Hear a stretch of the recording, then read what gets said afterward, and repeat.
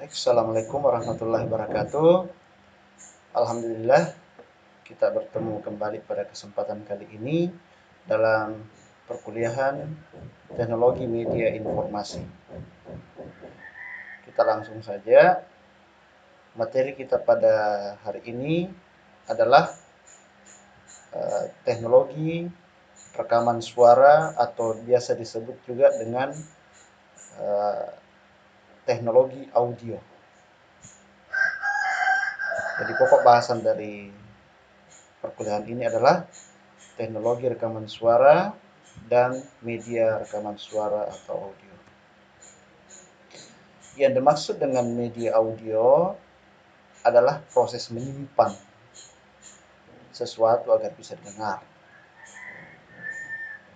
Media audio memiliki kekhasan tersendiri sebagai sarana untuk memperoleh informasi dan pengetahuan yang diperlukan oleh khalayak.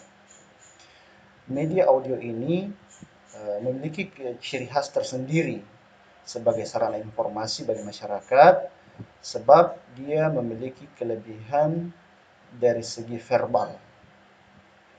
Ketika seseorang itu tidak mampu untuk membaca, maka boleh menggunakan media audio sebagai sumber informasi.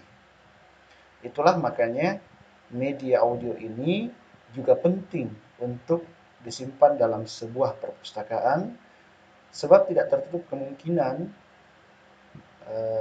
ada seorang pemustaka yang mungkin tunanetra yang membutuhkan untuk mendengarkan sebuah audio dan kita bisa memberikan informasi.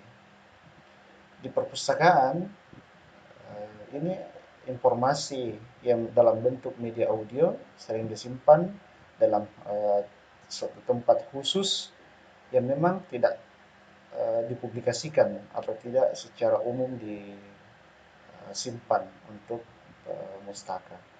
Jadi hanya dibutuhkan pada saat tertentu saja. Rekaman suara ini merupakan proses menyimpan sesuatu agar bisa didengar, dinikmati kembali oleh yang membutuhkan informasi tersebut. Kemudian media audio banyak digunakan untuk melatih kemampuan verbal yang spesifik seperti pidato dan juga kemampuan dalam berbahasa asing. Fungsi dari media audio ini juga digunakan untuk melatih kemampuan secara verbal. Orang biasanya berlatih untuk ketika ingin melakukan presentasi misalnya, itu terlebih dahulu dia melakukan latihan dengan merekam suara terlebih dahulu, kemudian didengarkan dan dianalisa yang mana yang perlu ditambahkan, yang mana yang perlu dikurangi. Jadi itu media audio di sini. Atau seseorang yang ingin belajar bahasa asing, melatih vokalnya, melatih bagaimana caranya penyebutan bahasa yang benar, kemudian didengarkan dan dianalisa. Jadi inilah fungsi media audio. Nah, fungsi yang secara spesifik yakni mendokumentasikan pidato seorang tokoh dan pakar ilmu pengetahuan. Nah, biasanya seorang tokoh itu penting untuk kita simpan apa yang disampaikan itu. Misalnya rekaman pidato Bung Karno itu sampai sekarang masih disimpan di Perpustakaan Nasional. Rekaman pidato Bung Tomo, ya, pendiri Yayasan Budi Utomo di Indonesia, itu rekaman suaranya masih tersimpan sampai sekarang di Perpustakaan Nasional, tetapi piringan hitamnya itu tersimpan di museum.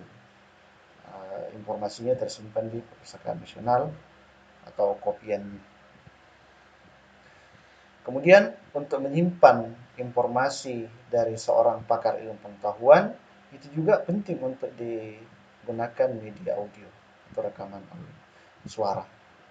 Sebab apa yang disampaikan oleh seorang pakar itu adalah sesuatu yang perlu untuk dikaji ulang, perlu untuk dipelajari, kemudian diteliti dan dikembangkan.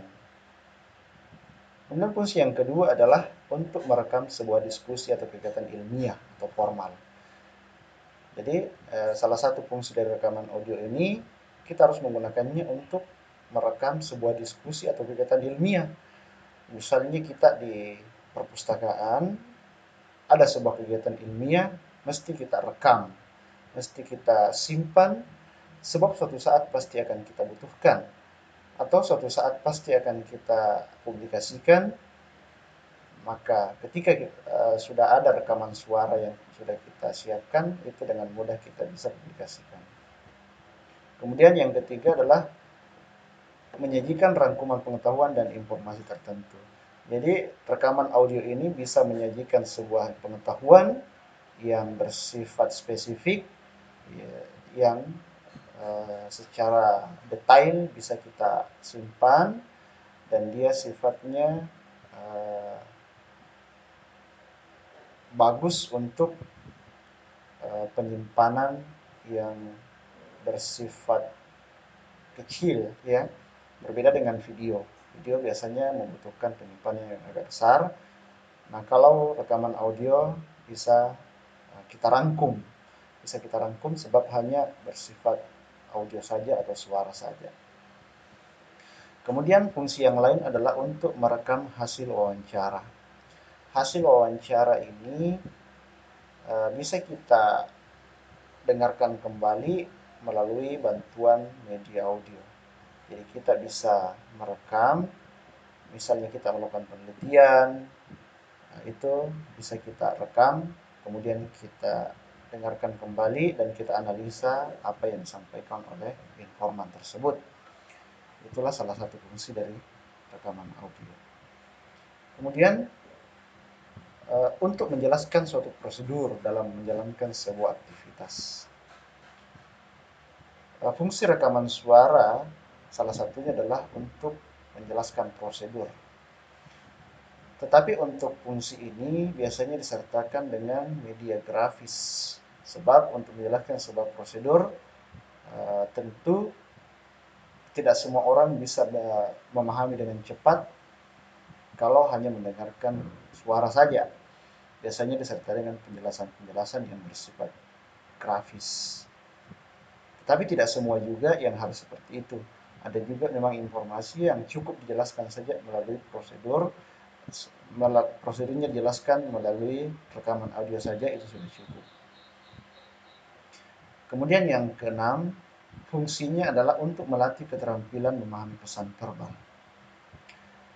Media audio ini salah satu fungsinya itu kita dapat melatih diri untuk memahami pesan yang disampaikan secara langsung, secara verbal.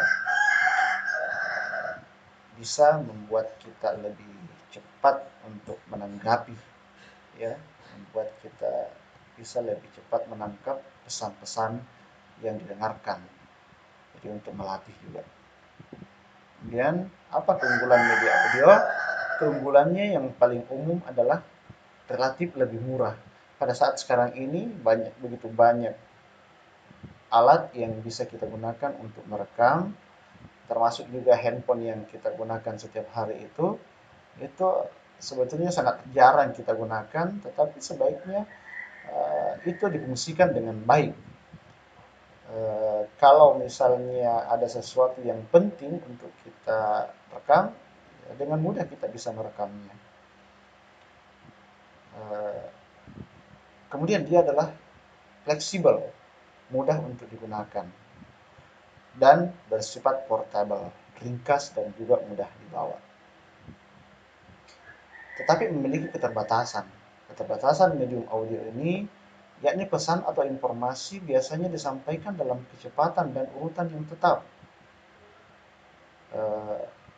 Informasi yang kita dengarkan melalui pesan secara verbal itu biasanya cepat sekali penyampaiannya, apalagi kalau si pemberi informasi ini punya gaya berbicara yang cepat. Nah, ini menimbulkan kesulitan-kesulitan tersendiri bagi penerima pesan itu, karena belum sempat didengarkan, belum sempat dianalisa, berpindah lagi ke informasi yang lain. Tapi sebetulnya ini bisa diakali dengan cara membalikan kembali juga didengarkan secara berulang-ulang. Ya sebetulnya tidak terlalu bermasalah.